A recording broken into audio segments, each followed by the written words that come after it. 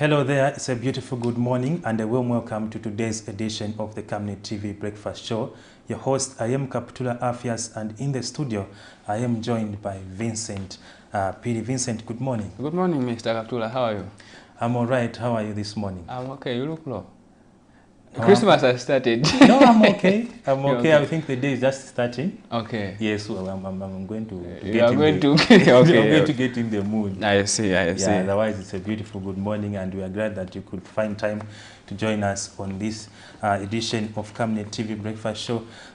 Today, we are discussing mainly, we're looking at the disbursement, the third disbursement of the IMF installment to the country under the extended credit facility. As you are aware that Friday we talk business, otherwise it is a season, Vincent, and we can't shy away from talking about the season, and a little later we hope that Zambia Police spokesperson is going to join us. However, right about now we are going into the health corner. As always, we get to get some tips on health matters.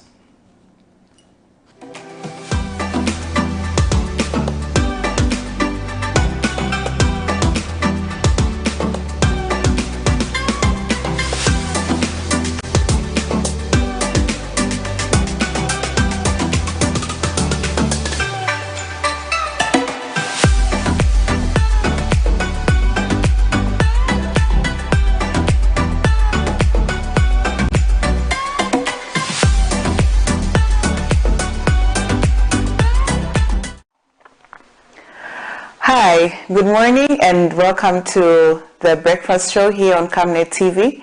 I am Dr. Nawina Lotto. So this week we are going to be discussing a very important topic. It's a topic that is affecting many people, and it not only affects the older people, but even younger children that are around. We see them, they are taking part in this activity. So we're talking about alcoholic liver disease, also abbreviated as ALD. So we'll talk about ALD this week, which is alcoholic liver disease. We'll discuss how it comes about, what happens to the liver when you take alcohol. We'll also discuss some of the signs and symptoms that you have alcoholic liver disease and how it's diagnosed and treated, and also talk about how the complications of alcoholic liver disease. So alcohol abuse is very prevalent in our community. There are so many people who are abusing alcohol, not only adults and not only men, but even women. So both men and women are now abusing alcohol and taking so much alcohol. And we've also seen that even children are now taking part in alcohol consumption. So even younger than 15 years and below, others are very, very young, and they're taking this toxic substance. So alcohol really affects our bodies, and it affects many organs and contributes to so many illnesses and so many diseases. And the liver is one of them. So the liver is not spared, and mostly because the liver is the one that metabolizes this alcohol. It's the one that breaks it down. So the liver is the main organ that is involved in the breakdown of alcohol. So in the process, it gets injured. So today we'll talk about what is alcoholic liver disease. Alcoholic liver disease is a progressive inflammation of the liver.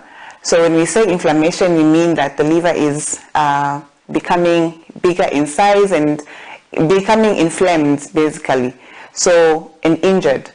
So the liver, as someone continues to take heavy or takes alcohol in large amounts, large quantities of alcohol, or heavy drinking of alcohol, this is what results in injury to the liver.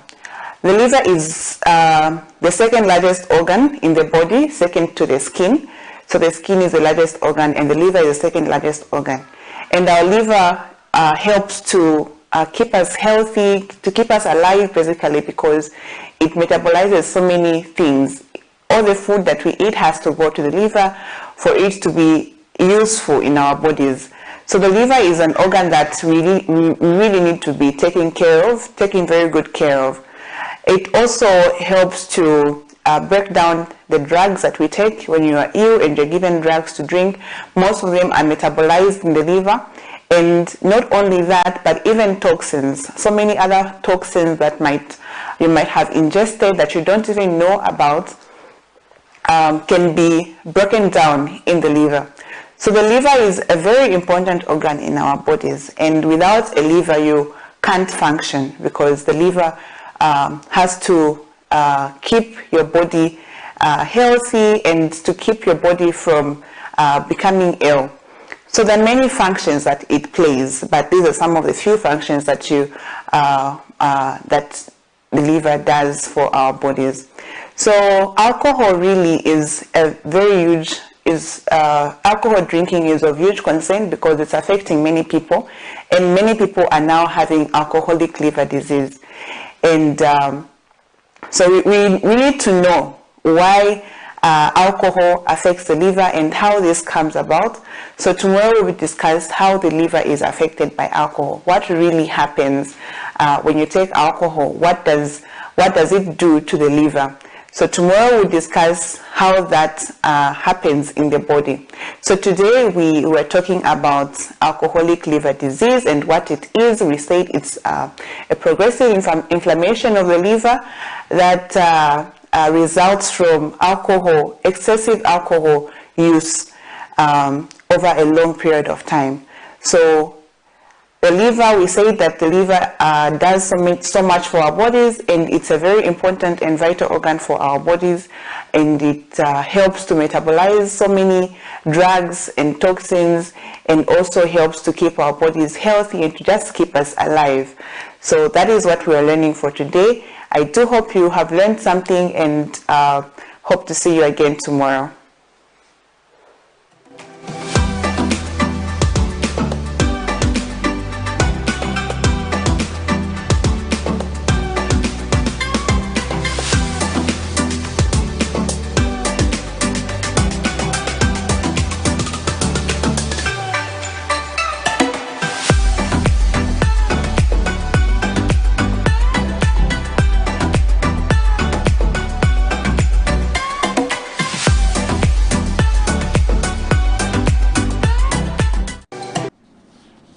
Hello there, you're still watching Camnet TV Breakfast Show, and we're just coming out from the healthy corner there. I hope you have picked one or two things talking about alcohol consumption and also its implications, especially on the liver. Just about now, we move into the money markets, where we get to see how the kwacha is performing.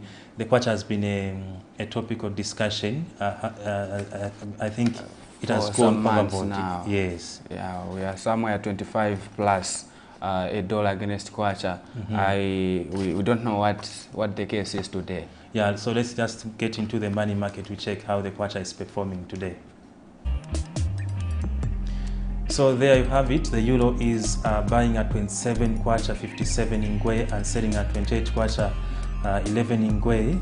A Great British Pound is buying at 31 kwacha 8 ingwe, selling at 32 kwacha 43 ingwe. The South African Rand is buying at 1 kwacha 37 ingwe and selling at 1 kwacha 40 ingwe. The United States dollar is buying at 25 kwacha 9 ingwe and selling at 25 kwacha 58 ingwe. So that's on both sides. Now we are on 25 kwacha. Yes. The buying and the selling. I think we are not getting any better. Yeah, I think we are getting worse day by day. According to what I've noticed, we are having an increase of 10 ingwe. Yeah, an approximation of 10 ingwe every day. Yeah, very interesting. And we had an economist who was saying that the kwacha may not get better during this festive season, as many people are spending in terms of dollars, others are going for holidays. Yes. So which means that the situation will seemingly continue. Yes, I think for now we shouldn't have any hope of having our kwacha start performing better. Maybe as we get into 2024. All right. I think what is also interesting is that the president today, you might be aware, or your notice that is going to be addressing the country. And one of the issues, Vincent, that we're expecting to hear from the president is the issue of the kwacha. Yes, I think he has to come strong on that because people are so expectant. People are so expectant, and the president did promise to deal with the kwacha. Within some hours. Yes, he promised vehemently when he was in opposition. Yes. But things as they might be, we hope that the end of year briefing is going to give in terms of the interventions. And it is also important to note that this is the worst the kwacha has performed, I think, for some years.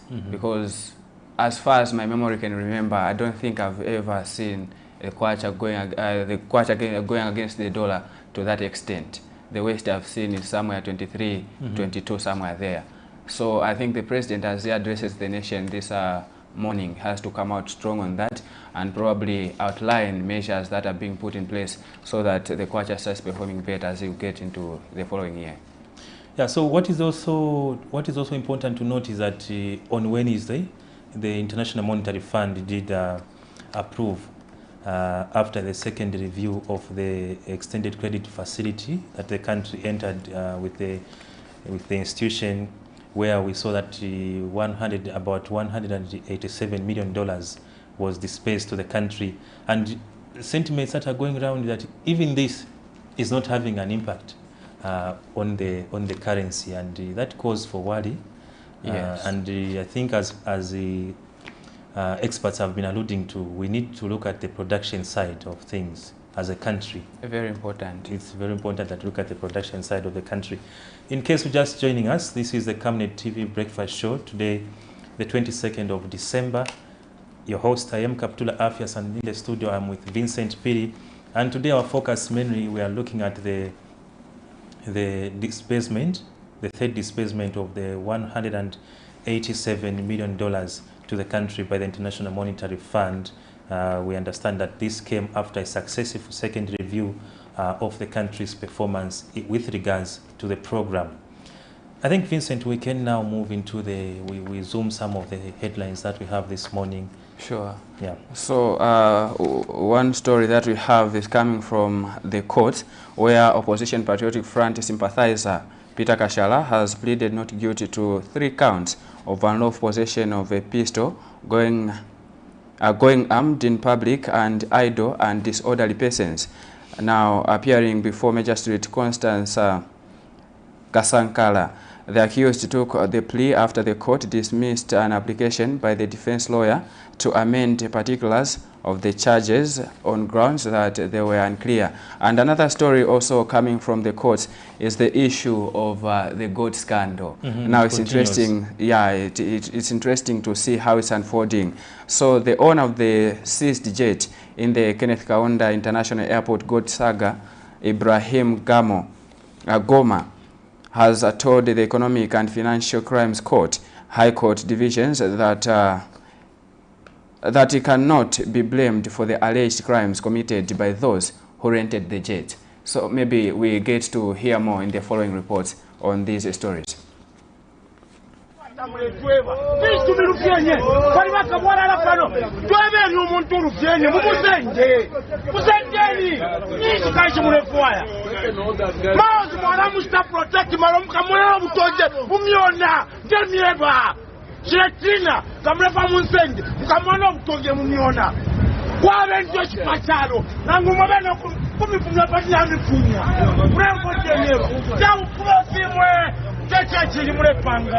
Opposition Patriotic Front supporter Peter Kashala, 36, has pleaded not guilty to 3 counts of unlawful possession of a firearm, idle and disorderly conduct. The PF supporter and businessman is alleged to have on November 21st, 2023 in Lusaka, without lawful occasion, went armed in public in such a manner as to cause error to any person. In count 2, it is alleged that on the same date, Kashala conducted himself in a manner likely to breach peace. Allegations in count 3 are that the accused on the same date had possession of a firearm, namely a Grison pistol, 9mm, and ammunition without a license. When the matter came up for plea before Magistrate Constance Kasankala on Thursday, the charges were read out to Kashala and pleaded not guilty to the 3 counts after the court dismissed an application by the defense lawyers claiming that the accused could not take plea because the particulars of the offense were unclear in line with Section 134 of the Criminal Procedure Code. According to a police statement, Kashala was found in possession of a pistol, Grison Compact MC, with 15 rounds of ammunition upon acting on intelligence information it had received. Magistrate Kasankala has since adjourned the matter to February 19th and 20th, 2024 for commencement of trial. While the court session was over, the accused concluded the legal day with some words. Never rose up. We still fight for democracy. Thank you. Nelson Zulu for Camnet News, Lusaka. Court proceedings in the alleged gold scam case has continued before the Lusaka High Court. On Monday, 18th December 2023, an Egyptian company, Ibis Air Property Limited Director Ba Fahiz Mohamed Adamsi, told the Economic and Financial Crimes Court, High Court Division, that the jet, which was involved in the Kenneth Kaunda International Airport gold scam, cannot be forfeited to the Zambian government because it is not liable for forfeiture on grounds that it is not a product of alleged crimes. In the latest happening, owner of the jet involved in the Kenneth Kaunda International Airport, Ibrahim Goma Salim Hassan, has asked the Economic and Financial Crimes Court to shift the blame on the persons who rented the jet and exclude the jet and management company from alleged crimes which were committed. In an affidavit in opposition in support of the notice of motion for forfeiture, Mr. Hassan contends that the jet is not a tainted property, neither he nor the management company used it to commit a serious crime, nor are they connected to the Egyptians who were on board of the jet. This follows the Director of Public Prosecution's application in October 2023 to the Economic and Financial Crimes Court to have properties seized in the Goldgate scam forfeited to the state on account of them being tainted properties. The properties in question include the Global Express T7 WSS jet, $5.69 million, 602 pieces of brass pellets, 5 pistols with 126 rounds of ammunition, 11 pistol magazines, a drilling machine, and a central processing unit. But the owner argues that there is no requirement, either by law or industrial practice, in the aviation industry for him to contact or be aware of the clients and particulars of the people who rent the jet from the management company. Mr. Hassan concludes that the seizure of the jet is not executed correctly in line with the provisions of the Forfeiture of Proceeds of Crime Act and has since asked the court to deny the forfeiture order. The jet. In October this year, Director of Public Prosecution Gilbert Piri filed a petition to order for the forfeiture of the Global Express T7 WSS jet, $5.69 million, 602 pieces of brass pellets, 5 pistols with 126 rounds of ammunition, 11 pistol magazines, a drilling machine, and a central processing unit to be seized to the Zambian government. Nelson Zulu for Camnet News, Lusaka. Okay, so those are some of the stories that we are zooming in this morning. You can see there the arguments, Mr. Kaptula, from the courts, the issue of the gold. It's very interesting. I think it's getting interesting, and we'll just wait and see how it unfolds. I think it has been a case that has been on the lips of citizens, and wow, it's very interesting how the arguments are coming out from the owners of the jet, and wow, it's just, we just have to wait and see. Yeah, we'll have to wait and see how the drama unfolds. I know you can remember that the drama started right after the gold was seized. Yeah. It turned out to be fake and whatnot. And so we wait to see how it will be in the case of the jet that was seized. Mm-hmm. Sure. What are some of the stories that you... So from my end, the National Child Rights Forum has called for urgent action to address the persistent high number of deferment cases in the country. Troika chairperson for National Child Rights Fund, Vusimuzi Sifile, says services such as the Child Protection Unit and Victim Support Unit must be decentralized. Zambia has recorded 735 child deferment cases in the third quarter of 2023. 99 of the victims are girls. So let's just get to see that story. Deferment is highly prevalent in Zambia, as evidenced by widespread reports on the vice in recent years. In the third quarter of 2023, for example, the country has recorded 735 child defilement cases, of which 99% victims are girls. This has concerned the National Child Rights Forum and has called for urgent action to address the persistent high numbers of the vice in the country. Troika chairperson for National Child Rights Forum, Vosomoze Sifire, says the services such as Child Protection Unit and the Victim Support Unit must be decentralized to aid the recovery and empowerment of the victims to speak out against the abusers. Unfortunately, Zambia continues to witness alarming numbers of defilement cases. In the third quarter of this year, 2023, a total number of 735 child defilement cases were recorded, with 99% of those involving girls. This deeply troubling trend demands immediate and concerted efforts. Urgent action is needed to address this pervasive issue and ensure that wrongs are not only acknowledged but swiftly rectified. Perpetrators must be held accountable and brought to justice to safeguard the well-being of our children. In light of these distressing statistics, as the NCRIF, we call upon the government, law enforcement agencies, and the community at large to collaborate on strengthening efforts to apprehend and prosecute individuals involved in child development cases and ensuring that justice is served promptly. Meanwhile, Media Network on Child Rights and Development Executive Director Henry Kawe has called on the Zambia Information and Communications Technology Authority, ZICTA, to put more efforts in regulating the cyberspace for the safety of children. We have noticed that there is need for ZICTA to implement their policy on child protection. There is a policy that is specifically on child protection. So the need for us to sensitize children not to have access to such sites. I think you remember in Lusaka there was a party for over 100 children, a sex party. And in Livingstone there was one for over 50 children. So those things cannot be organized if children are not exposed to such things. So sometimes what children watch will influence their behavior. So I think there's need for us to sensitize the people, so that those issues are. And many other numbers that are kept silent and in the households. So these are the ones that came out.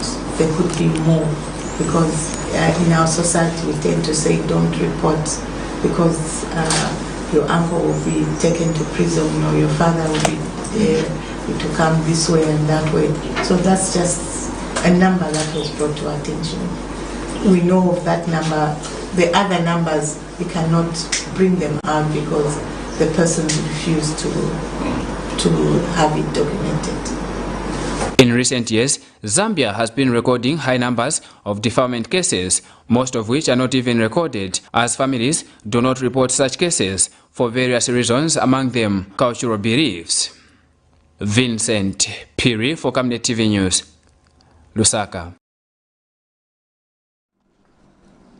All right, those are some of the stories we are zooming in this morning, and that one was basically looking at child rights and issues of defilement cases. Remember, you can call in and give your views on the stories that we are zooming in this morning. The numbers are on your screen.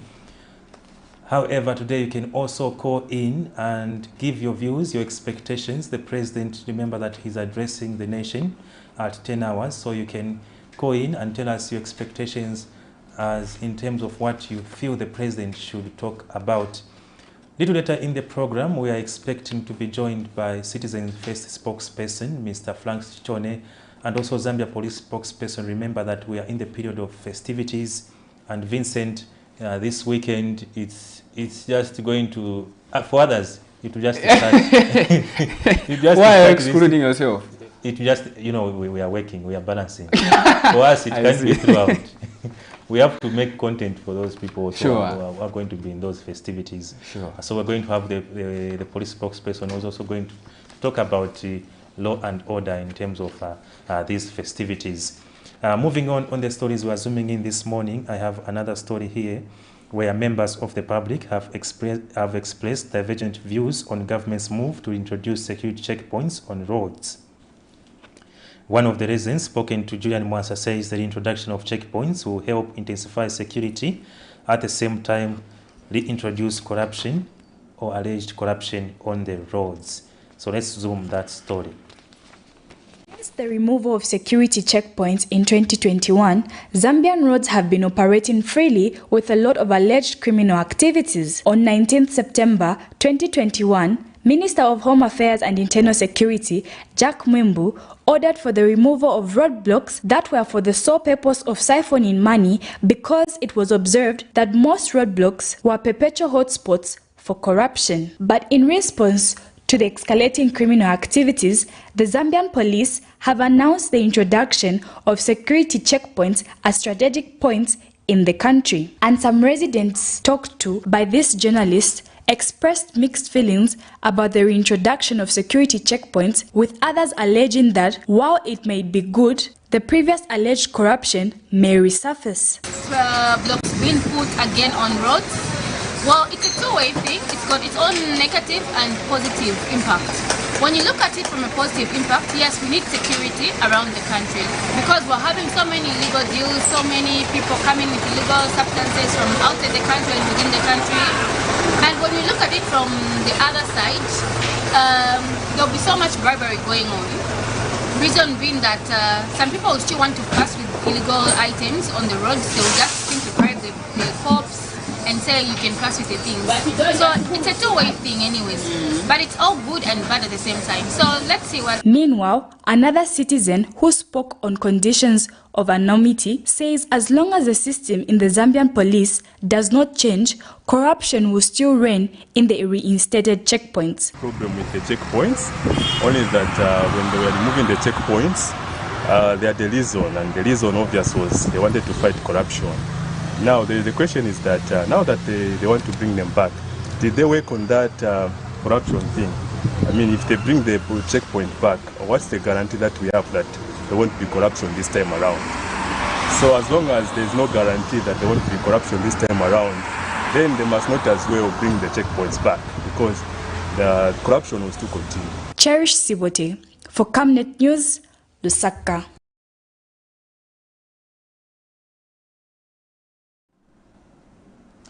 Okay, those are citizens right there expressing their views on the reintroduction of checkpoints in the country.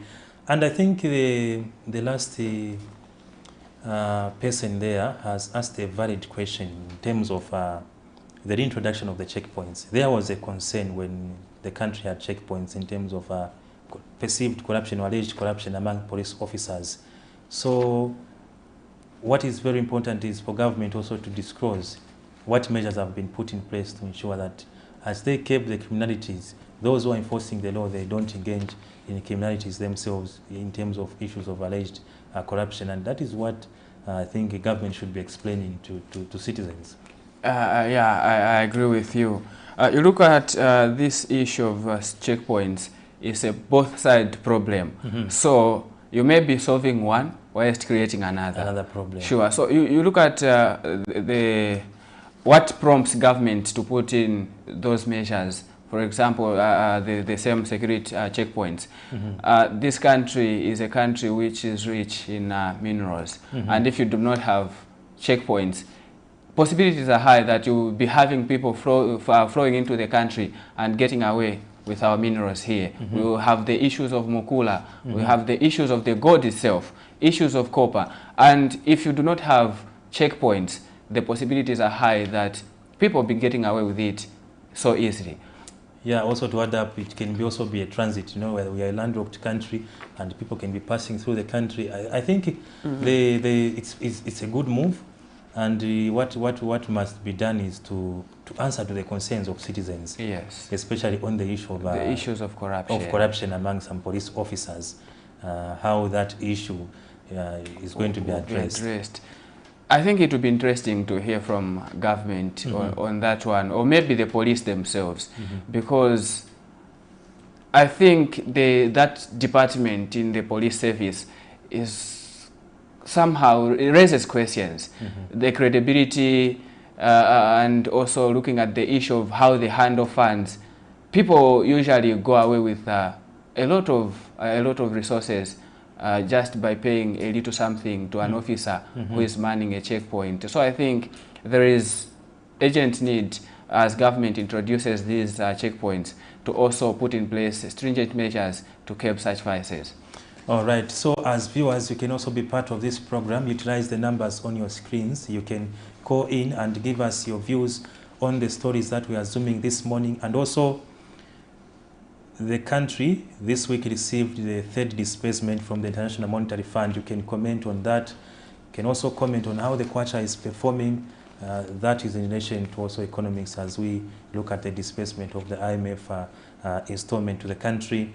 The president is addressing us. He's addressing us. The head of state is addressing us. That is you and myself. The president is going to be addressing us as he closes the year. What do you expect the president to talk about? We are moving on in the other stories that we are zooming this morning. Transparency International Zambia has condemned sentiments attributed to Minister of Lands and Natural Resources Elijah Mchima, where he was quoted pledging preferential treatment to UPND and the poor in land allocation.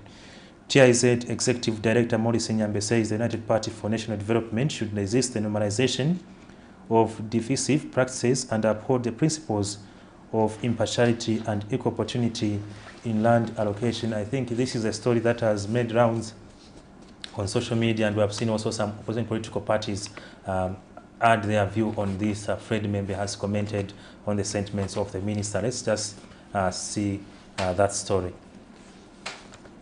If there will be any plots in any council, I will favor first UPND people and the poor person.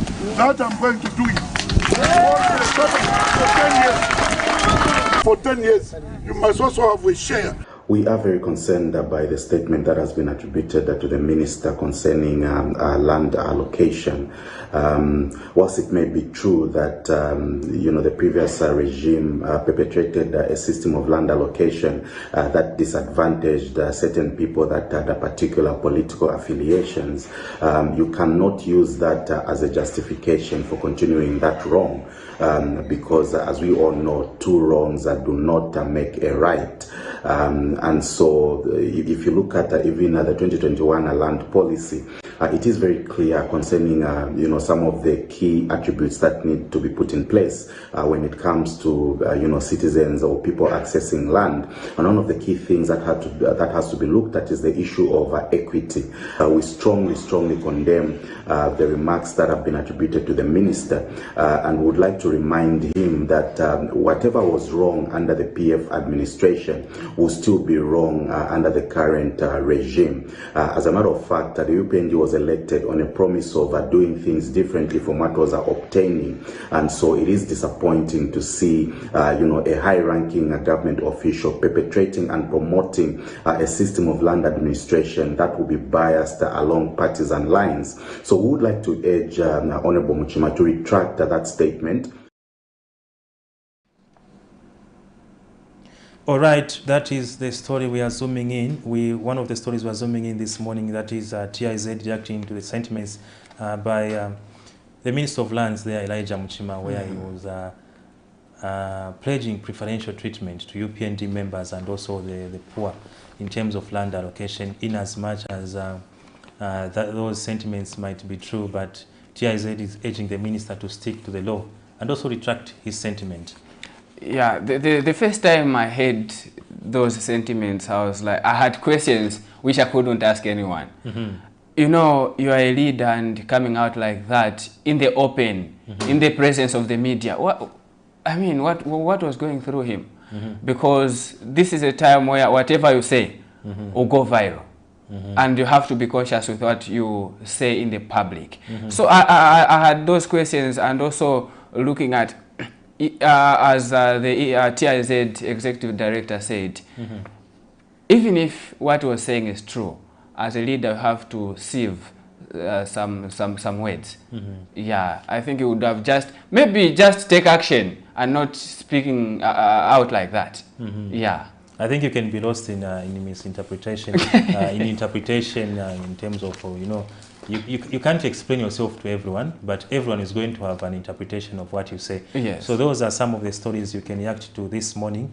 You can call in, you utilize the numbers on your screen and give us your view on the stories that we have been zooming in. Moving on, we are looking at which is our focus for this morning. Remember that this week the country received the third disbursement under the Extended Credit Facility program, where about $187 million was disbursed to the country. So a Lusaka-based economist, Muya Ikabongo, says the impact of the last two International Monetary Fund IMF disbursement under the Extended Credit Facility will not be felt on the economy immediately. Mr. Ikabongo, however, suggests that the 188 million IMF second disbursement should be used to achieve macroeconomic stability as Zambian economy has been grappling with a lot of challenges. Meanwhile, another economist, Kelvin Chisanga, has attributed the second approval of the review under ECF program by IMF to sound local economic strides, such as fiscal discipline, which the government has been pursuing. Let's get to that story. Zambia's economy has currently been hit with various challenges, such as the depreciation of the kwacha to the dollar. One is left to wonder if the IMF disbursement funds are helping the country or moving things from bad to worse. Recently, the International Monetary Fund, IMF, has approved a third disbursement of funds amounting to $187 million. This follows the completed review of the Extended Credit Facility for Zambia. In a statement, Finance and National Planning Minister Dr. Msokotwane states that the total disbursement now stands at $561 million out of the sum of $1.3 billion. But reacting to this development, an economist, Muya Ikabongo, predicts that Zambians will not see the immediate outcomes of the three IMF funds that have been dispersed.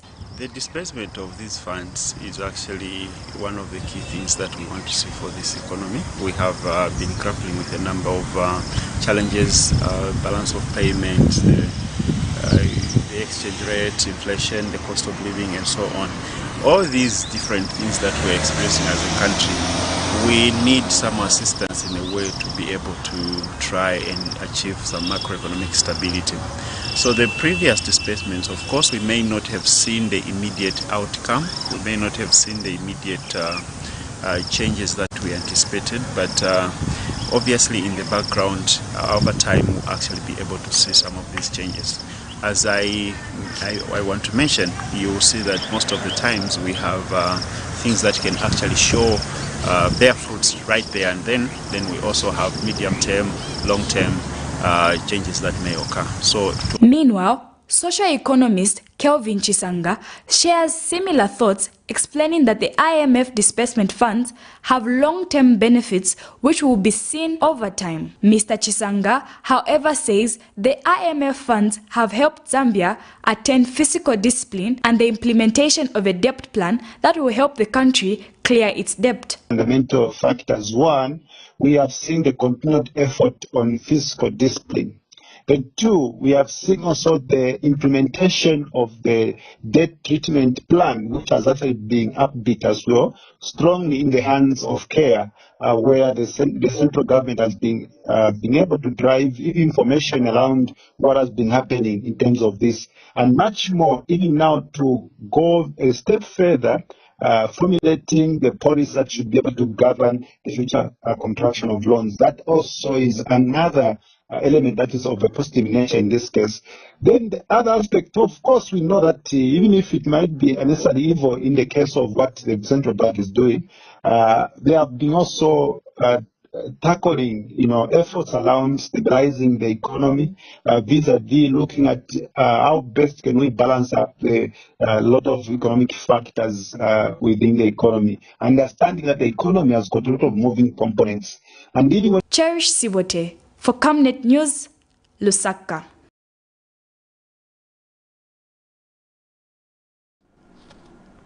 So those are two economists there giving us their perspective on the country's receiving of the third disbursement under the Extended Credit Facility ECF program. And what is of agreement there is that the economists are telling us that we should not expect the impact in the immediate term. So they are confirming that tough times are still with us and we should hold on and expect perhaps maybe in 2024 we are going to see some kind of relief as a result of this displacement that has come to the country. Yeah, I think I also had questions which have been addressed there. We talk of we have had 2 displacements so far, and this is a 3rd one. So just to review how the previous displacements have performed. So I was looking at the issues of social security, the issues of transparency in the use of these monies. And I think they've been addressed by the economists.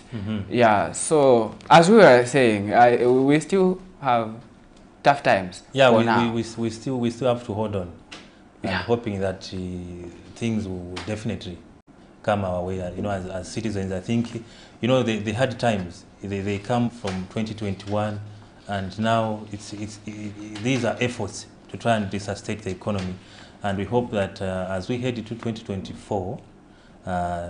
We'll see some form of change. I think that's another issue that the president should talk about as he addresses the nation later this morning. The issue of giving hope to a Zambian. I think most people are losing hope looking at how the economy is performing, how the cost of living has gone high. The cost of doing business is something also of concern to most people, because you look at business, small scale businesses, as one of the major employers in this country.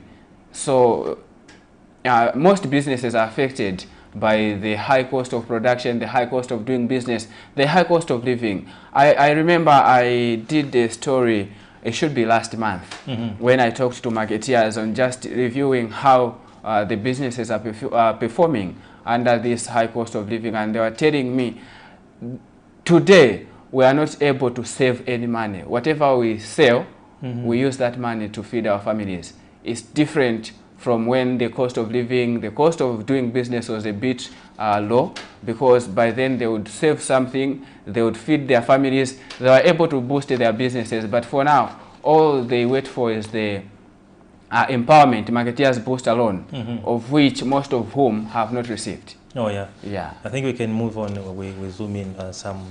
Sure. Stories. I think another story that's interesting is the issue of energy, where an energy expert is predicting increased fuel prices in the country in the coming months, following the halting of the oil shipments of oil and gas by global oil giant British Petroleum, which is BP. So the oil company has halted all shipments of oil and gas through the Red Sea after an increase in attacks on cargo ships by Houthi militants in Yemen, including 2 further strikes on 18th December this year. So energy expert Boniface Zulu notes that every disruption in the supply of the commodity adversely affects countries that are dependent on importing the commodity. Let's hear more from the following clip, and we'll be able to give our thoughts on it. Of course, any slight disruption within the supply chain is going to affect the pump prices of fuel here in Zambia, because we do not produce the commodity itself, and we import. And anything that affects the supply of the commodity, be it political disturbance, or just the fluctuation of international oil prices, demand and supply, as well as the kwacha to dollar exchange rate. Also, it's going to affect the pump prices here in Zambia. And for that fact, we are also looking at the fact that now, since the ship has been stolen, meaning that demand has increased for the commodity itself, and which is going to affect Zambia in the long run slightly, or even affect the entire globe, not just Zambia.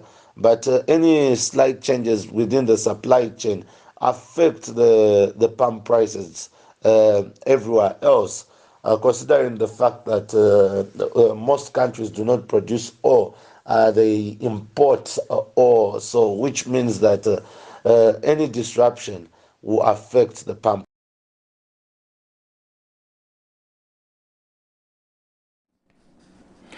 energy expert Boniface Zulu there giving his thoughts on the decision by the oil giant BP, British Petroleum, that has halted the shipments of oil products to parts of the world. Mr. Kaptula, I think this is of great concern as well. We are talking on issues of the high prices of fuel, which is selling around 30 kwacha per litre now, and this development now. Yeah, I think it's a great concern to the country, and it spells even tougher times ahead, because fuel is a driver of the economy, and this is as a result of the Israel-Gaza conflict, and we have seen that the Houthi rebels they are punishing. Their aim is to punish Israel, and they have been attacking ships that use the canal there to ferry crude oil, and is now affecting especially African countries that depend on oil in terms of running their economies. So it is a challenge, and we hope that global efforts in this area are going to work. I think you can zoom the other story.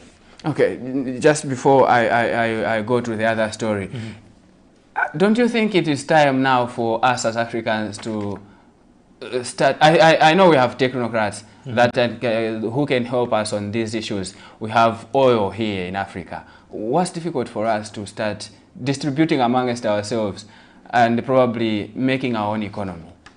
I think, and that is a discussion, especially among these who are championing the cause of Pan-Africanism. And these talks have been there. That is the unfortunate part. That these talks have been there since African countries got their independence. You do understand that Angola, for instance, yes, they have oil reserves in Angola. Even in Uganda, they have oil reserves, but they are exporting the oil reserves. Okay. For treatment elsewhere. In Nigeria, they have oil. But the management of the sector and everything, it is questionable. And of that side as well, they are exporting. So I think the African Union, in this case, we should be looking at these issues holistically and as one. Yeah. You look at these issues, not where you are looking at that other country. That is the reason we're not going anywhere. Yeah, we always depend on others to do it for us. Yeah. Very unfortunate. Okay, so the other story here is a 50-year-old man of Mtendere East in Monali constituency is appealing to relevant authorities to help him get his money from Valley View Market, which is hesitating to pay him after constructing a toilet at the market. Luka Muma says he used his own 64,000 kwacha to buy materials and pay people for labor, and that the current management at the market has refused to pay him back that money, labeling him a PF card.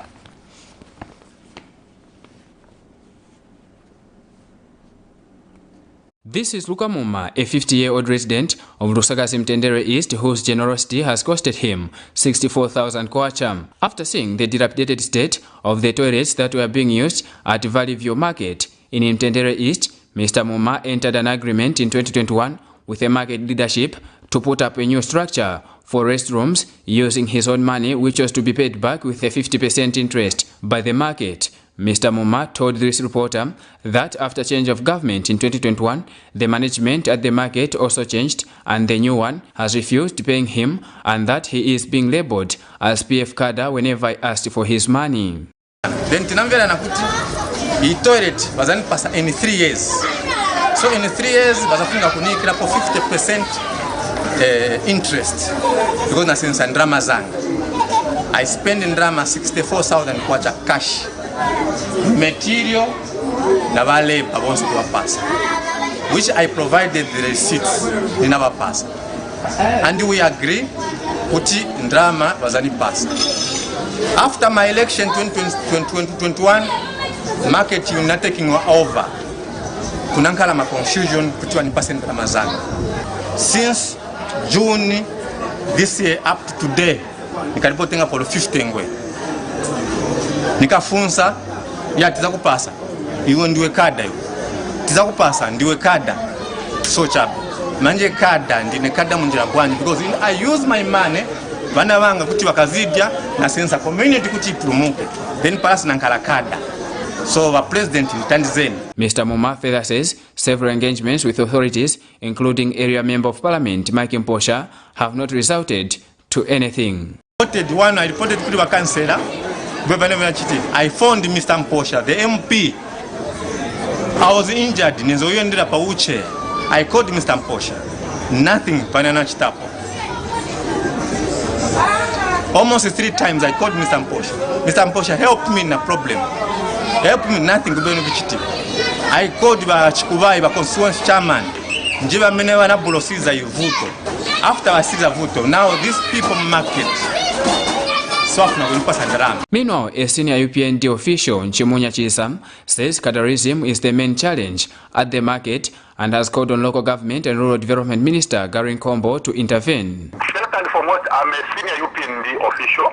That issue for me, I think the problem, the biggest elephant in the room is the constituency chairman, because he's the one who is supporting impunity. And also my appeal, earnest appeal to the hard-working Home Affairs, local government minister, is to make sure that once they make a pronouncement, they must see to it that the pronouncement comes to fruition. They are still collecting the money. Go and interact with those people. There is even a kind of Mr. Chris,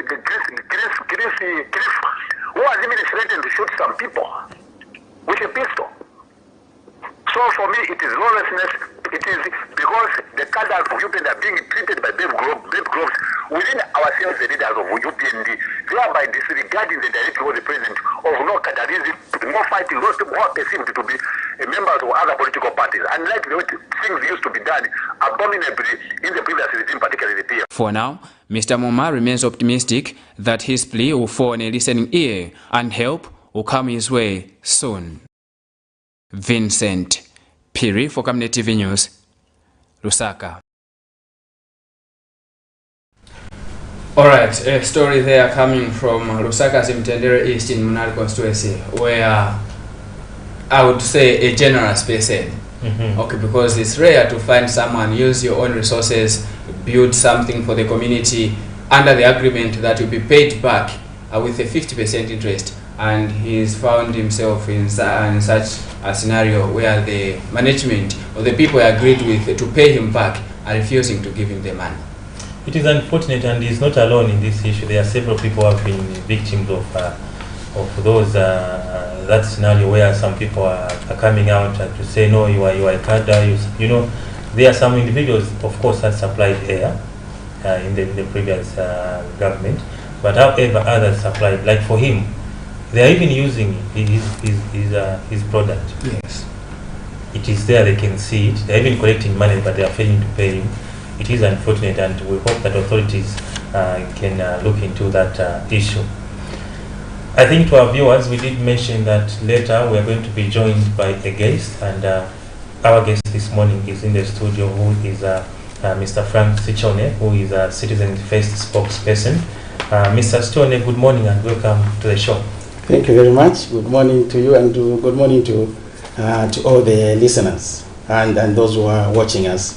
And the compliments of the season. Yes, yes. Hope you are preparing as well. Yes. It's that time, of course, for people to share here and there. And in the past, it used to be we would get quickly into that Christmas or New Year mood. But of late, because of hardships with the people, even those who are maybe having, maybe will be having some party somewhere, people are hiding there, they're just on their own. But this is a time to share with others and so on and so forth. All right, Mr. Sione, as we have already mentioned, today it's a business discussion, and we are looking at the economic performance as well. The country recently did receive the third disbursement of the International Monetary Fund. How do you look at the country's economic performance this far? We understand that we are going into the end of the year. Yeah, thank you so much. It's good that now we are closing the year, 2023. There were so many expectations in 2023 regarding the performance of our economy. And this is the right time actually to see how we have basically performed so far.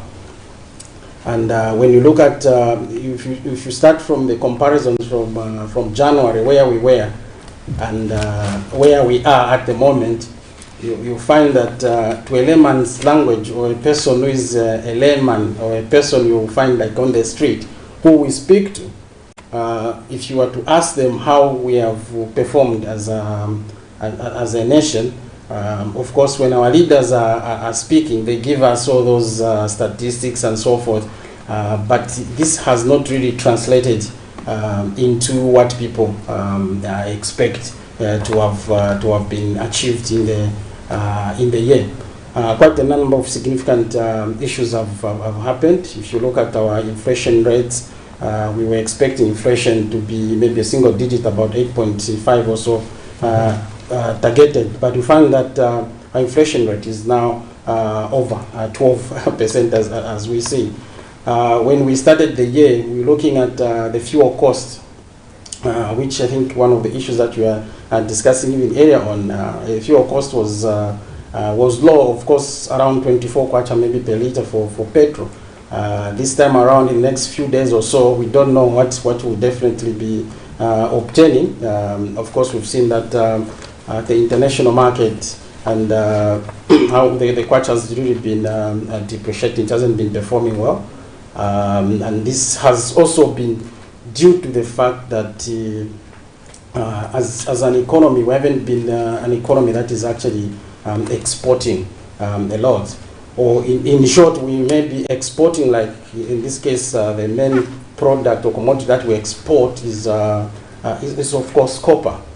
And that same copper in the mining, the mistake or the thing that we've seen with our colleagues in government is we have not utilized that opportunity to collect enough revenue or enough taxes from the mining industry. So we don't seem to bring in a lot of forex. As a result, we've seen that the performance of the kwacha has been really poor. And we had actually even advised government, and we keep on telling them to advise them, let's make sure that like when we are presenting the budget, that this mining industry, we shouldn't give them those incentives like when you look at the taxes that they have really been really reduced in terms of what we can collect more from these mining industries. So we don't seem to collect enough, and we continue seeing this kwacha performing badly because we are not doing much in terms of productivity within the economy. Yeah. Now, one of the things that this government has anchored the economic turnaround is the agreement which it struck with the International Monetary Fund in terms of the extended credit facility and the debt restructuring program, and we have seen that the program is ongoing, and on Wednesday the country received the third disbursement of $187 million. Correct. And the economists are telling us to say we should not expect in terms of immediate impact of this. From a political perspective, what is your view as CF on this matter? All right.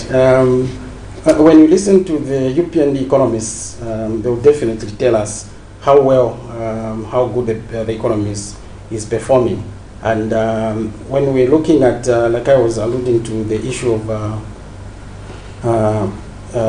taxation, like middle taxes were reduced from about 6% to about 3% this year. We did not need to go to the IMF to go and look for that 187 million coming in when we can actually collect this actually even more from our mining industry. Now, when such a very important pronouncement is made in an economy that is actually performing well and responding to all factors, we are supposed to not necessarily, yes, wait for those long-term impacts, but there are some few things that basically can be seen immediately, which are short-term impacts. When you get into an economy, you mention or you say that there's this kind of money that is coming in the economy, we can actually see the markets even respond. We can see the exchange rate actually even stabilize or go down and so forth. This has happened before, but we have not seen anything that has really that has really happened. And like I said, if we sit down with the economists, and it's good that we have an economist who is the president, we don't seem to understand what is basically being going on.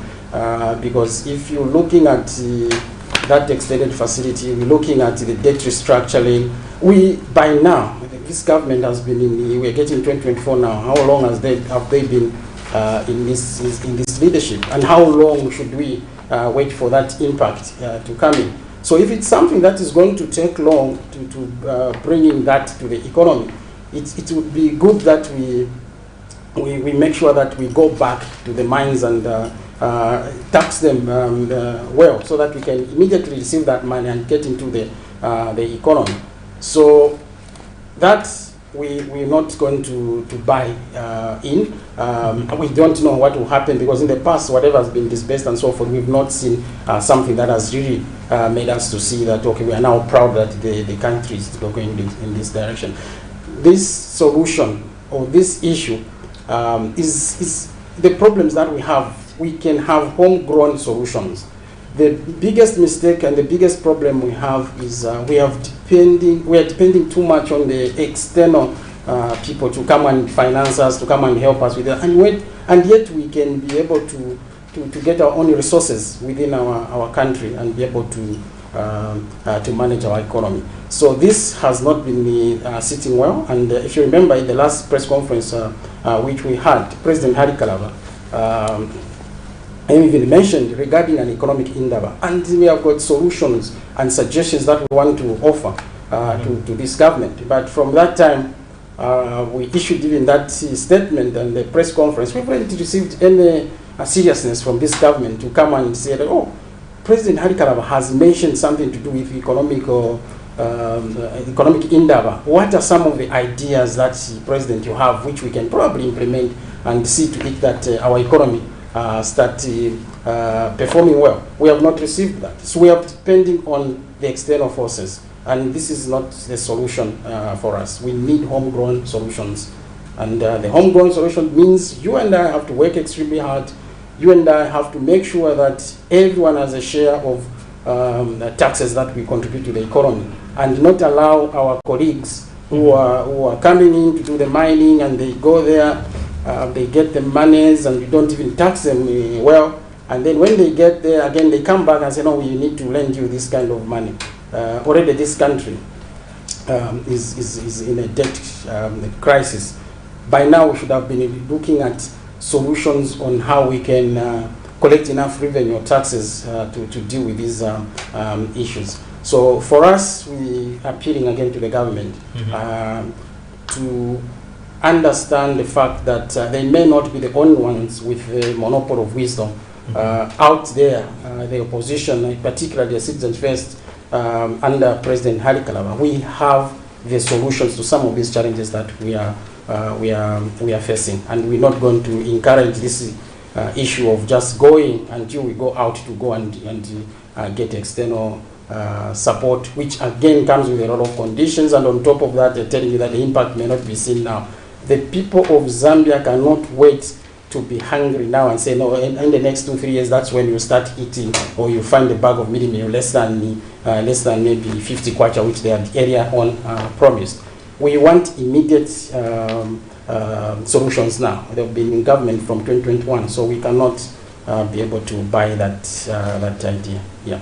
All right. Now, the argument with government is that the argument has been that they have removed some taxes, cut some taxes from the mining sector in terms of to entice investors to come into the country, because we are in a competitive global village. Does that satisfy you? No, not at all. Mineral oil tax was at 6%. If you remember very well, when this government was coming in, and this government cut it into half to 3%, and on top of that, they made it deductible for tax computation purposes. Now, what does that mean? That means the revenue in terms of the monies that you can collect from the mining sector has completely reduced.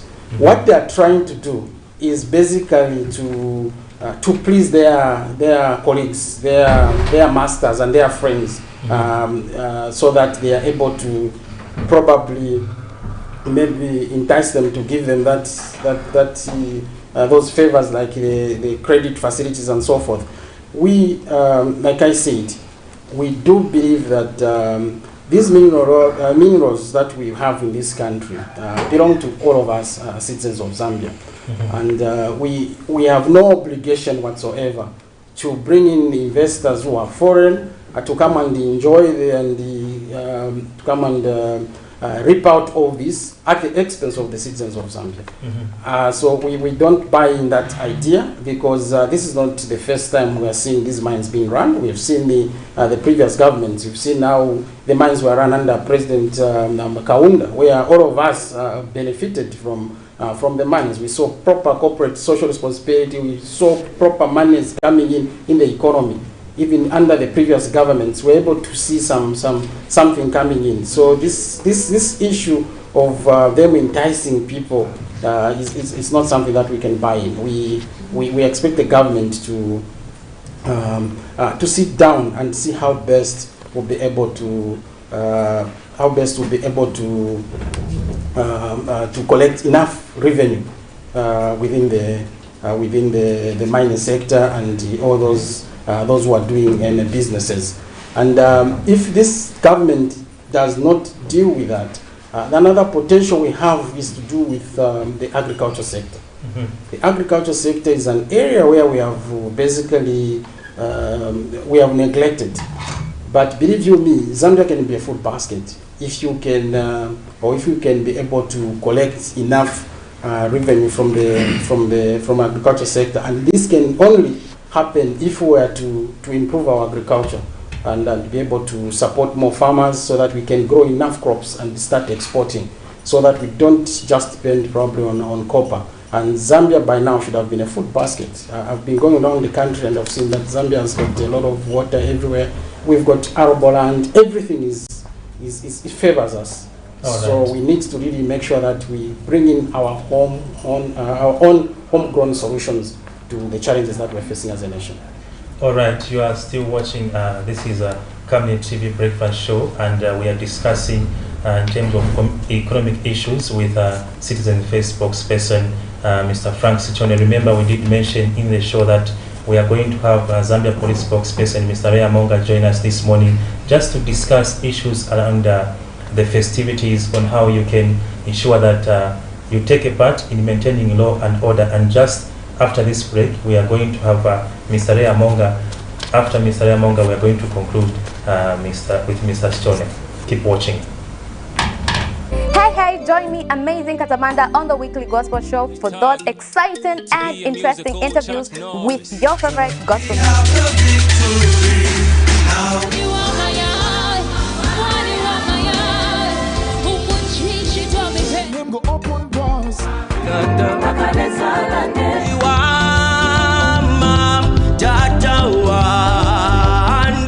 Hold on to me when it's too dark to see. You cannot put your power back to Hallelujah. And this time around, we are bringing to you entertainment news and the countdown, as you guys are able to nominate your top 3 favorite music videos of the week.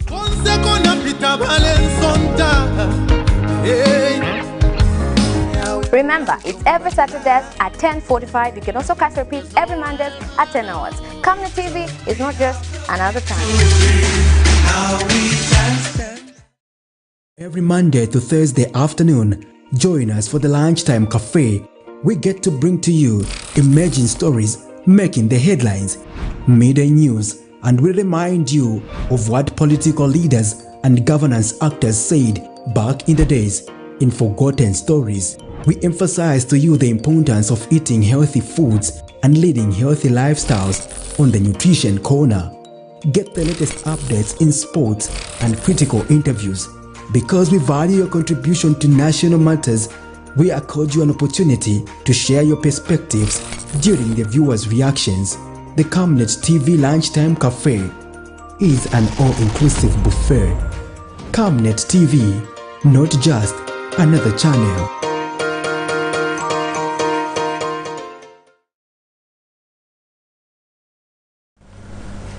Hello there, thank you very much for still staying with us. You are watching Camnet TV Breakfast Show, and we are now joined by Zambia Police spokesperson Mr. Ray Hamonga, who is going just to talk about the law, the issues of law and order, especially during this festive season. Mr. Ray Hamonga, good morning and welcome to the show. So good morning to you and good morning to the viewers out there. Mr. Hamonga, we know that the festive season, they come with excitement. And also excitement, there are also some bad vices that try to take advantage. What is, first of all, your word of, during this season to members of the public? Okay, we first of all want to wish everybody a Merry Christmas and a Happy New Year, and we also want to wish them a crime-free 2024. Well, as Zambia Police Service, of course, we are here to ensure that members of the public celebrate the festive season without any disturbances from criminal elements. We have put up measures, of course, as police to ensure that the public can go about their celebrations without undue disturbances. Now, of course, this is the first time that we police in such an event. We have putting up measures that will ensure that people go about their celebrations without undue influence, like I said, or disturbances. So we have a word of caution, especially to motorists, because motorists have been a source of concern for us, because we keep on losing lives during such a period. Like last year, we lost 23 lives just on Christmas period. The other year, we lost 17 lives, so which is a very big number. And you can see that the number is soaring up. So, of course, the reasons being that we have a lot of motor vehicles on the roads and the people are tending to compete for limited space on the roads. But with measures that were put in place and also cooperation or working together with the motorists or adhering to that advisory that we give to them, we can reduce these numbers. For instance, like we are saying that to ensure that, please, if you're going to drive you're going to drive a motor vehicle, don't drink and drive. We're not talking about drinking water, we're talking about drinking alcohol or driving a motor vehicle under the influence of alcohol. So if you're going to drink, please ensure that there's a sober person who's going to handle the motor vehicle whilst you will be in that state. Okay, and Mr. Hamonga, I know the excitement doesn't only end on the roads. There are also security concerns in homes. What measures are you putting in place to ensure that people's homes are secure? We know that people take advantage of this period to break into homes because probably owners are not around, people are celebrating in various places. What measures are you putting in place to curtail that? Okay, security is a shared responsibility. It should not just be laid to the police to say, well, what is the police doing about it? We need also, as owners of these homes, your home should be secure. You're not going to leave your home because the police are patrolling and say, well, police since they are patrolling now, they have new motor vehicles that have been given by the government, so I'm going to leave my house unsecured. You need to secure your home so that it's properly secured. What I mean securing, I mean locking. If you're going to go out, don't post on social media that I'm going to for a holiday, because you are now alerting persons to come to your home and get steal. So if you're going to leave your home, ensure that at least there's somebody who can take care of your home as well, or even your neighbor to look out for your place. So in case there's anything, they can rush the police and police can come in and see how best they can handle the situation. But what is more important is that to ensure that, please, if you're going to go out of your home or you're going out for a holiday, ensure that your house is properly secured. If you don't have grill doors, ensure that you put grill doors. If you go to leave the house, ensure that all the windows are secured properly, and request someone to take or to at least have to be checking periodically at your place to ensure the place is safe. So those that are going to have celebrations, please inform the nearest police station. Not necessarily that we are saying we are going to police you, but you need to know what is happening at a particular point so that we can police that area. Okay? If you're going to have a celebration throughout the night, we don't want to hear people are shouting. We want to hear whether they are shouting because they're happy or they're shouting because they're calling for help. So you need to inform the nearest police station. Please, we're having such a celebration. If this thing happening, it's because we are doing this thing.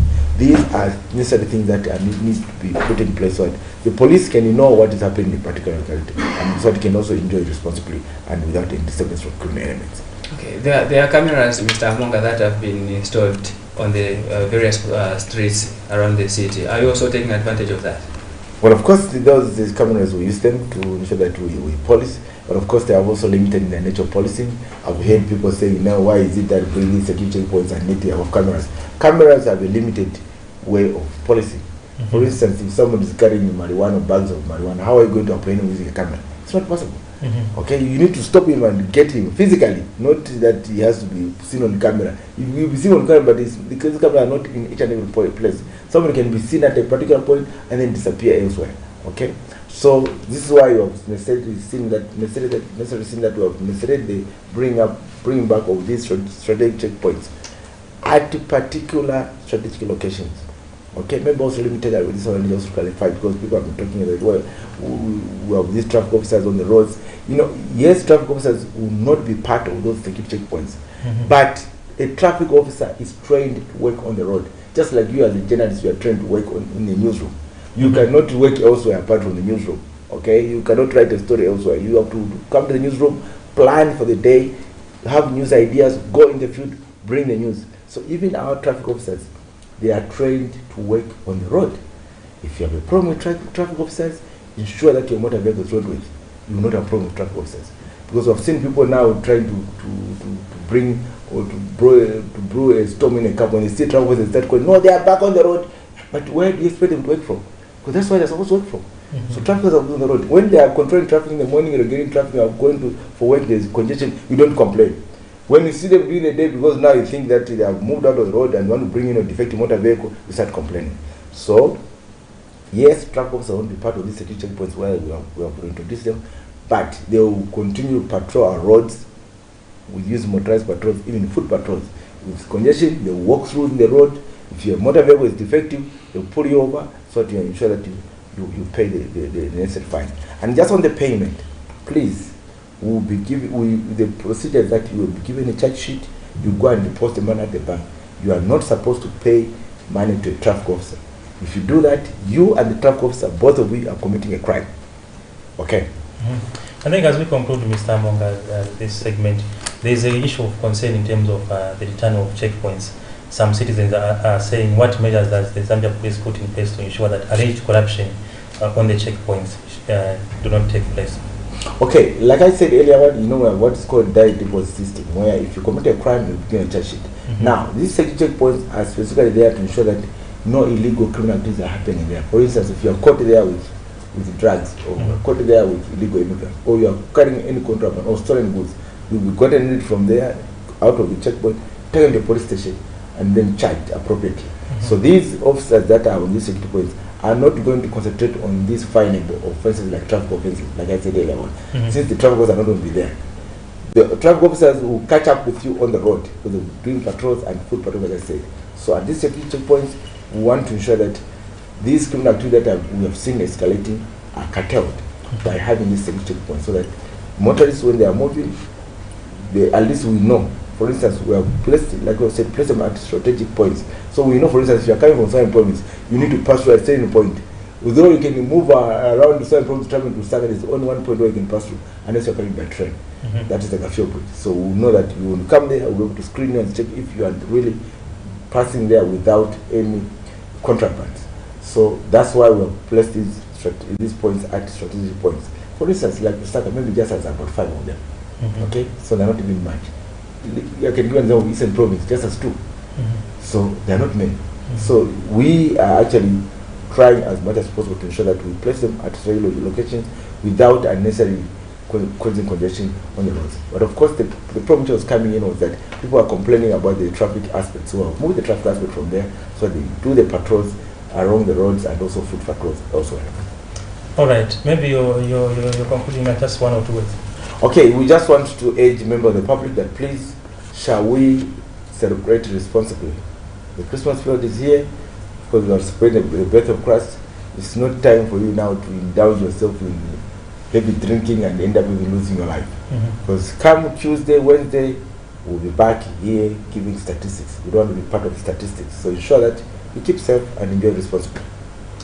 All right, you keep safe and enjoy responsibly. That is Zambia Police spokesperson Nawina Lotto just reminding us of the responsibilities that we carry during this festive season. It's very important. I think there is one word that has touched me. You don't want to be part of the statistics. It's very important. You don't want, you are a human being. Yeah. You don't have to become numbers unnecessarily. Yeah. All right, we are concluding with the 6th and first spokesperson on the other side. Keep watching Camnet TV Breakfast Show.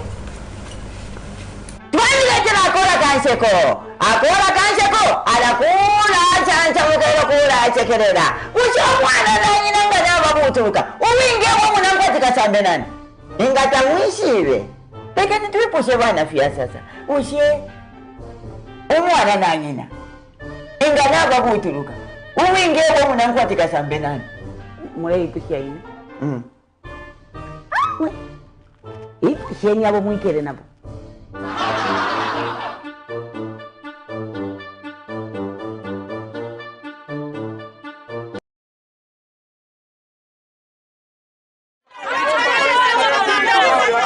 For immediate coverage of any breaking or latest news in Zambia and around the world on Camnet Television, call the numbers on your screen.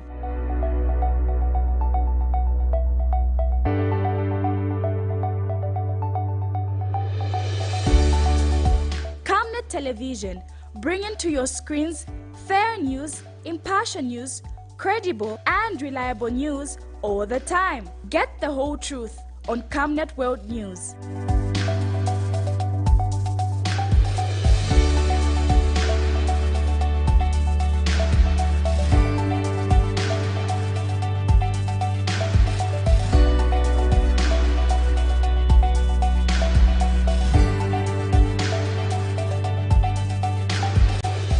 Camnet Television, not just another channel.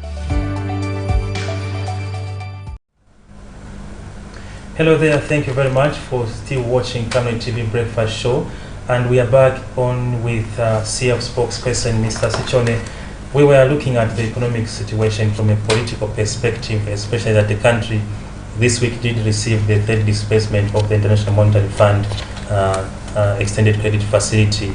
You have given your views on that one. I think we can move. Today the President is addressing the nation. Okay. Yes, he's addressing the nation as he closes the year. What is your expectations? What do you think the President should touch on as a CF? Okay, Assistant first. First things first. This is not the first time the President is addressing the nation. He should take advantage of the fact that when he addresses the nation to cover many national issues, we need to see implementation or action on things that he is basically looking at. He needs to look at quite a number of issues. For us as politicians or people, we've observed that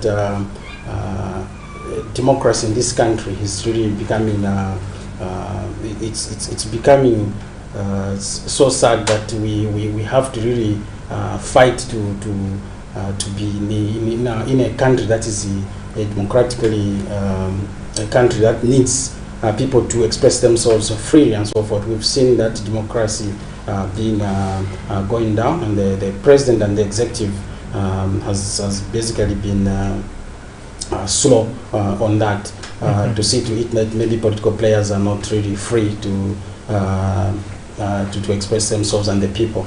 So we expect that as we get into 2024, things can change.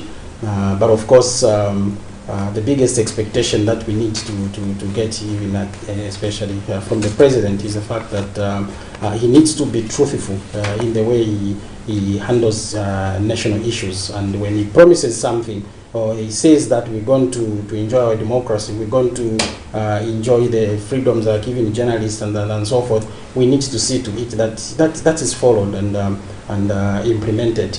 Otherwise, from the past, we've seen that there's a lot of talking, and we need to reach a point where when the president is addressing the nation, everyone is so expectant that there's some new things that is basically going to come up, and not the same things that we keep on hearing. So the nation, of course, will be waiting. He's the president, and we expect him to really give hope to all of us, and to see to it that we enjoy that freedom that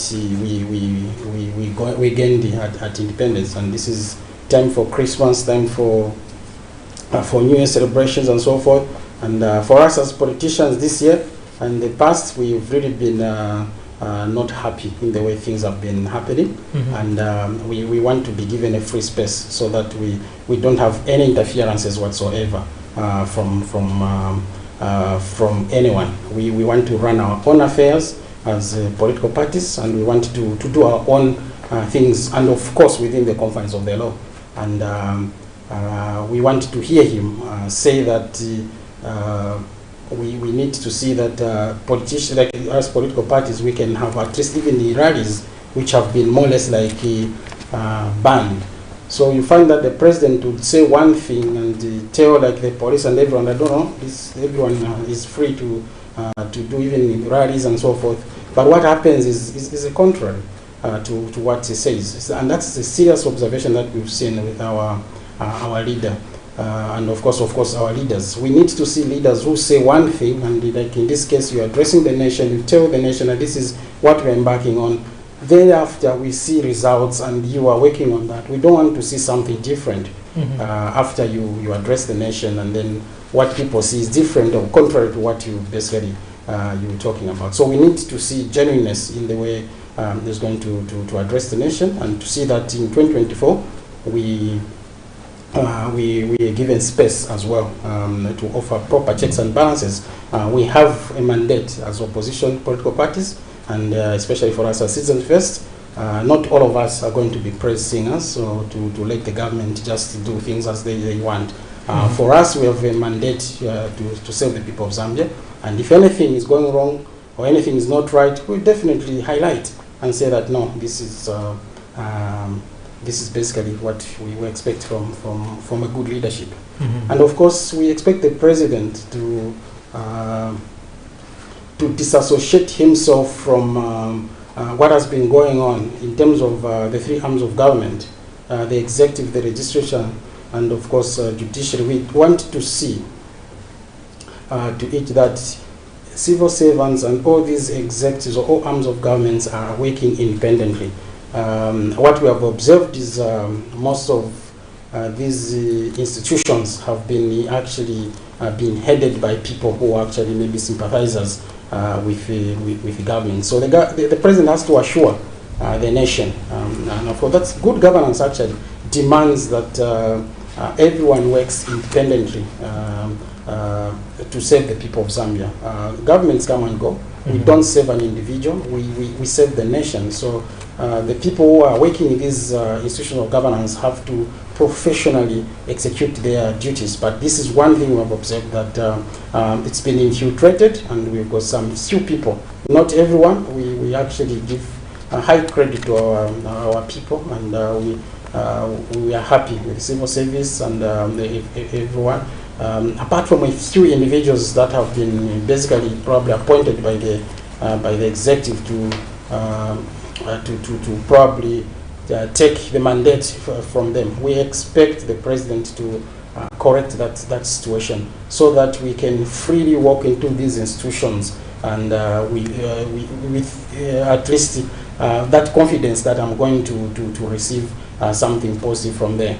If you look at institutions like the Electoral Commission of Zambia and the things that are happening, we are seeing them raise some further kind of requirements for people to file in nominations, and those are things that should also bother the president. So no, we shouldn't be having something difficult like this. Let the people democratically elect their own people. What have we done in the past? We can't surely start invading new issues, bringing in new issues like that. So we only hope that what is going to look at, of course, is something that is genuine, that is going to apply. And let him also give us the confidence that the economy is not going to continue shrinking like this, because Mayimboya and the people out there, they are expecting something better. This year has been very difficult. Millennium has been high, and we expect that when the president comes in, he assures that next year the cost of living will be at least be like this and this. We want him to give us a proper direction, because for us, I'll speak genuinely and on behalf of my people and of course Citizen First, for us we don't know where we're actually going. So we need to have a president who's going, when he addresses the nation, the people say, oh, this is the direction we are going. Not to wake up, you find the minimum is this side, the cost of fuel is this side. So we start getting confused. The IMF giving us that 187 million, and people are failing to understand what is this going to really benefit me if I cannot afford to take care of my family and so forth. So we want him to create that confidence in the people to see that we are getting into that direction. And that is basically what we expect as a people and as citizens first. We expect something in that line. But of course, as it has been in the past and the history has it, we have not really seen anything in that line. But we hope that we can see something positive next year, because the people are suffering. Okay. Want something to I think, Vincent, we have come to the end of the show. I think time is not with us. Yeah, time is not on our side. Would have loved to get more, especially on the economic aspect, how they expect and probably what measures they think the president should put in place to address these economic challenges. But as you said, time is not on our side. Probably we can have some other time to finish this conversation. All right. Just a word. You may charge us next time when we call you. You might feel that they didn't give us time to talk about it. But just talk about just one word or two words to your supporters. Oh yeah. Okay. Great. Our participants first. Yes, we thank you, and the people, of course, are invited to support our party and under President Hadi Karaba. This is a brand that we have. A person who has worked as a civil servant before, and a person who has worked as a minister, foreign affairs minister in the previous government, and someone who has a lot of experience. So for us, we follow a person with that vision, and we have all our leadership who are everywhere throughout the country, and we need to let the nation know that actually we have leadership in each and every district. I've personally even actually noticed this, because I was in Eastern Province. I went as far as Rondazi. I'm from just Northwestern and Western provinces. In each and every district, we have the leadership, and we are encouraging and inviting everyone to come on board and be able to join the Citizens First Party. Mr. Stone, you can go on. Because you are a politician. You may not conclude. And thank you so much for giving us this opportunity to come and discuss with our people. It's a pleasure, sir. It's a pleasure that you made time. Well, on that note, we have come to the end of the breakfast show on Camnet TV. The host, I have been Afias Kaptura, and I was with my colleague Vincent. We had the Zambia Police spokesperson also earlier, Mr. Leah Monga, who came in to talk about issues of law and order during the festivities. Keep watching Camnet TV, not just another channel. Till next time, bye-bye.